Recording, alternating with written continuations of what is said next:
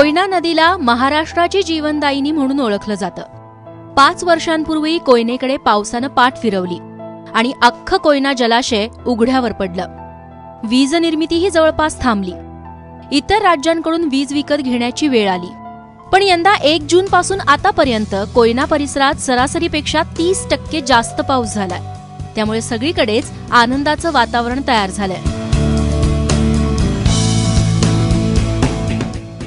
On the कॉन्ट्री आज अखेरचा पाऊस 1 जून पासूनचा कोयनेचा 139 mm आहे, नवजाचा 197 mm आहे आणि महाबळेश्वरचा 258 mm आहे। गेल्या वर्षी आज अखेर 12.7 TMC पाणी स्टोरेज होतं आणि आज आपलं पाणी आहे ती 17.10 TMC आहे। जनरली ह्या मेजर डॅमच्या बाबतीमध्ये प्री मान्सून आणि पोस्ट मान्सून इन्स्पेक्शन हे अधीक्षक अभियंता स्तरावर केलं जातं आणि कोयनेच्या बाबतीत बोलायचं झालं तर इलेक्ट्रिकल, मेकॅनिकल आणि सिव्हिल ह्या तिन्ही विंगचं इथं इन्स्पेक्शन होत असतं। तर मेकॅनिकलचंही झालेलं आहे, इलेक्ट्रिकलचं झाले आणि सिव्हिलचंही झालेलं आहे। पावसाच्या आगमनासोबत शेतकऱ्यांची जशी लगबग सुरू होते तशीच धरण अधिकाऱ्यांचीही होते।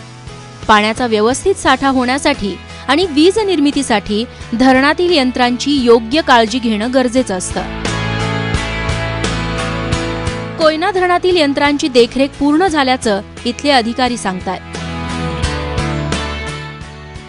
2 वर्षापूर्वीची परिस्थिती जर आपण पाहिली तर पावसाचं प्रमाण कमी होतं, त्यामुळे डॅम सुद्धा पूर्ण क्षमतेने भरलेलं नव्हतं आणि ह्या 2 वर्षामध्ये पावसाचं प्रमाण चांगल्या प्रमाणात असल्यामुळं डॅमचं पूर्ण क्षमतेने डॅम भरत आहे। धरणाच्या खालच्या भागात सिंचनाची उत्तम सोय असतानाच वरच्या भागात मात्र शेतकऱ्यांना पावसाची वाट बघावी लागते। कोयना धरणाच्या वरच्या भागात भाताची शेती मोठ्या प्रमाणात केली जाते, पण यासाठी सिंचनाची सोय नसल्यानं इथल्या शेतकऱ्यांना पावसावर अवलंबून राहावं लागतं। वडिलांच्या परंपरेने आम्ही पहिल्यापासून आमच्या 2 जोड्या आहेत।